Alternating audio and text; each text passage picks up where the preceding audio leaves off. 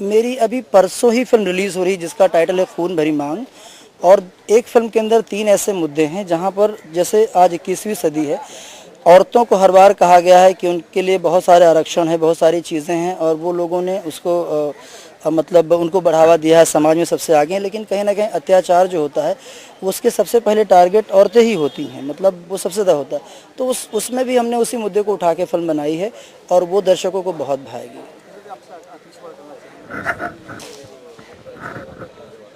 इसको लेकर के अभी तक की आपने जो मूवी बनाई है वो दूसरी मूवी से क्या अलग रहेगी और क्या मैसेज जाएगा पब्लिक? बहुत अलग है, बहुत एक्साइटिंग है मेरे लिए एज डायरेक्टर। और मैंने चूँकि म्यूज़िक भी इस फिल्म का दिया है, तो जब भी आप कोई सिनेमा बनाते हैं जो रिलीज़ हो चुकी है उसके बाद, तो आप कुछ नया करने की कोशिश करते हैं। टेक्नोलॉजी बहुत बदल गई है, बहुत सारी चीज़ें बदल गई है। भाई साहब जो हमारे प्रोड्यूस कर रहे हैं धीरेन्द्र चौबे जी, इन्होंने एक फिल्म को इस फिल्म के निर्माण में कोई कोर कसर नहीं छोड़ी है। जो रिक्वायरमेंट इस फिल्म की है वो सारा फुलफिल कर रहे हैं। जब एक डायरेक्टर कोई कॉन्सेप्ट सोचता है या कोई आइडिया लेकर आता है या लगता है कि हमें ऐसा बनाना चाहिए, हम दोनों भाइयों ने विचार किया कि फिल्म ऐसी बनाई जाए। टाइटल मेरे दिमाग में बहुत अरसे से था, मुझे लगता था इस टाइटल पर कोई पिक्चर बनाया जाए और भाई साहब को टाइटल बहुत प्रभावित करता था शुरू से। तो हम लोगों ने इसकी शुरुआत की और ये वाकई बड़ी एक्साइटिंग फिल्म है। और इसके अंदर एक ट्रैवलिंग स्टोरी है, एक जर्नी है, एक मतलब टूरिस्ट गाइड की कहानी है। वो लोगों को एंटरटेन करता है, वो देश विदेश लोग हैं, बूढ़े बच्चे उनको, और वो सबके साथ रिलेट करता है। तो हम सब बहुत एक्साइटेड हैं इस चीज़ को लेकर। रात को हम लोगों ने उदित नारायण का गाना रिकॉर्ड करे थे। भाई साहब को मैं जानता हूँ, ये 10 बजे सो जाते हैं, अभी हम लोगों की बात हो रही थी, और रात को 3 बजे तक जाग रहे थे। तो ये सब बहुत नयापन है इस फिल्म को लेकर। आपसे पूछना चाहूँगा, इनसे पूछना गलत होगा क्योंकि इस फिल्म में एक युवा चेहरा है जो भोजपुरी का नवोदित कलाकार है, उसको सब पसंद कर रहे हैं। चिंटू, अब इनसे पूछूंगा तो गलत होगा, आप क्या कहना है? चिंटू एक बहुत अच्छा कलाकार है और आने वाले युग का बहुत बड़ा हीरो है। इनका बेटा है इसलिए नहीं, हमारा भतीजा है इसलिए नहीं, तो सदा हमेशा लाड़ का पात्र है, लेकिन वो वास्तव में कलाकार है।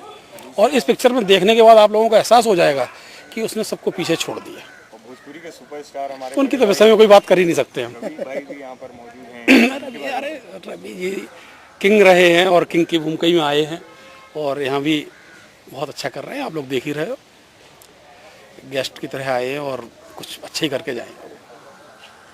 एक सवाल मैं चाह रहा था, हम लोग तो चूंकि जुड़े हुए हैं, भैया पहली बार भोजपुरी के सेट पर आए और ये जैसे पर्दे पर सिनेमा लोग देखते रहे हैं, वो पहली बार ये रियल देख रहे हैं, ये मारपीट फाइट, इनका क्या अनुभव है? वो हम लोगों के लिए, मेरे लिए स्पेशली बहुत एक्साइटिंग रहेगा। देखिए, हालांकि ये मेरा सेकंड चांस है यहाँ आने का। एक बार हमारे एक मित्र थे, उनका जिक्र इसमें नहीं करेंगे, बाद में हम आपको बताएंगे। ये सेकंड टाइम में हमारे धीरेन्द्र जी, हमारे बहुत प्रिय भाई, इनका आदेश हुआ कि आना है आपको, मैं चला। नहीं हमें आ गया। देखिए, जो इन्होंने सारी बात आपके सामने डायरेक्टर साहब ने रख दी। दोनों बहुत शानदार व्यक्ति हमारे बीच में खड़े हुए हैं, प्रोड्यूसर डायरेक्टर दोनों, और दोनों ने मिलकर के इस मूवी को बनाया है। निश्चित तौर पे आज ये सही बात है कि जो हमारे जो सिनेमा है, जगत है, इन्होंने हमारी भाषाओं को बहुत मजबूत किया, जिसका मैंने पहले भी आपको जिक्र किया। आज हिंदी को सबसे ज़्यादा सशक्त बनाने वाला और मजबूत बनाने वाला, चाहे वो भोजपुरी हो। आज भोजपुरी की भी पहचान ये सही थी, लेकिन आज सिनेमा की वजह से हिंदी और भोजपुरी दोनों की बहुत ज़बरदस्त पहचान, अलग पहचान बनी। और धीरे धीरे आप देखते जाइए कि और इम्प्रूवमेंट इसमें होगा। और जो जिस टाइप की ये मूवी हमारे बना रहे हैं, अब हम लोग इनसे और भी कभी बैठ के चर्चा करेंगे। और ज़रूरत है एक आमूलचूल परिवर्तन की, इस देश में एक आवश्यकता है। उससे रिलेटेड कोई एक ऐसी मूवी बनाई जाए जो इस देश के दर्शकों को प्रभावित करे, एक मैसेज दे, एक संदेश दे और एक एग्जाम्पल बने इस देश के लिए।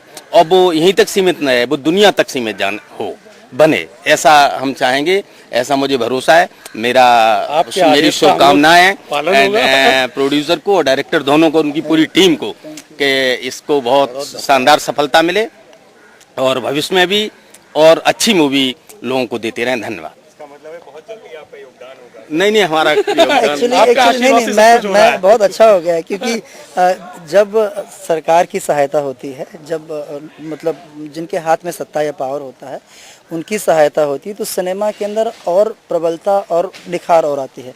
तो मैं भैया से ये अनुरोध ज़रूर करना चाहूँगा कि जैसे बाकी क्षेत्र के भांति, जैसे यहाँ हम खड़े महाराष्ट्र में मराठी फिल्मों को बहुत तवज्जो दी जाती है नहीं बिल्कुल नहीं। और उनके लिए कंपलसेशन चलिए है, हमारे सब्सिडी चौबे है, तो इटावा के हैं, तो ये और हमारी भोजपुरी फिल्मों के लिए भी होनी चाहिए। बिल्कुल ये इटावा के तो उनको बिल्कुल ये तो वरीयता मिलेगी और मिलनी चाहिए और दी जाएगी।